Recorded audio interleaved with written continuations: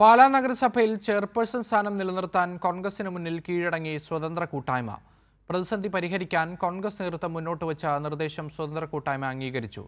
ആത്മാഭിമാനം പണയം വെച്ച് കീഴടങ്ങില്ലെന്ന നിലപാടിൽ നിന്നുമാണ് പുളിക്കക്കണ്ടം കുടുംബം പിന്മാറിയത്. പാലാ നഗരസഭയിൽ UDF ഭരണം നിലനിർത്തുവാൻ ആരുടെയും മുന്നിൽ കീഴടങ്ങില്ലെന്നായിരുന്നു കൗൺസിലറായ ബിനു പുളിക്കക്കണ്ടത്തിന്റെ മുൻ നിലപാട്.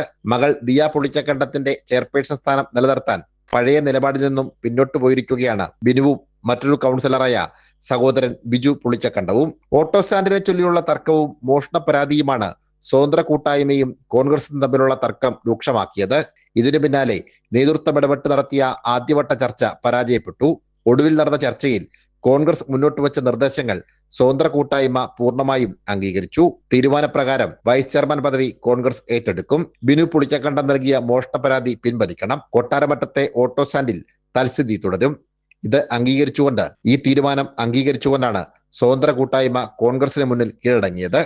കൊട്ടാരമറ്റവുമായി ബന്ധപ്പെട്ട പാർട്ടിയുമായി ബന്ധപ്പെട്ട രണ്ട് കൗൺസിലർമാർ ബിജു മാത്യൂസും അതുപോലെ തന്നെ രജിതയുമായി ബന്ധപ്പെട്ട് അവർ ഉയർത്തിക്കൊണ്ടുവന്ന ആ പ്രശ്നം പാർട്ടി തന്നെ ഇടപെട്ട് ഒരു പ്രത്യേക കൗൺസിൽ യോഗം വിളിച്ചു ചേർത്ത് അത് വിഷയമായി അവർ അവതരിപ്പിക്കുന്ന ഒരു പ്രമേയമായി അവതരിപ്പിച്ച് അതിനൊരു പിന്തുണ ഈ സ്വതന്ത്ര മുന്നണിയിലെ അടക്കം ആളുകൾ നൽകുകയും ആ പിന്തുണ എന്ന് പറയുമ്പോൾ അത് നിയമപരമായി സെക്രട്ടറിക്ക് വേണ്ട നിർദ്ദേശങ്ങൾ നൽകി സെക്രട്ടറിയോട് നിയമവിധേയമായി ആ ഓട്ടോ സ്റ്റാൻഡ് അവിടെ തുടരുന്നതിന് വേണ്ട ക്രമീകരണങ്ങൾ ചെയ്തു കൊടുക്കുന്നതിന് പൂർണ്ണ പിന്തുണ നൽകണമെന്നൊരു നിർദ്ദേശം നമ്മൾ സ്വതന്ത്ര മുന്നണിക്ക് മുമ്പിൽ സമർപ്പിച്ചു. ഭരണം നേതൃത്വത്തിന് മുമ്പിൽ സമർപ്പിച്ചു.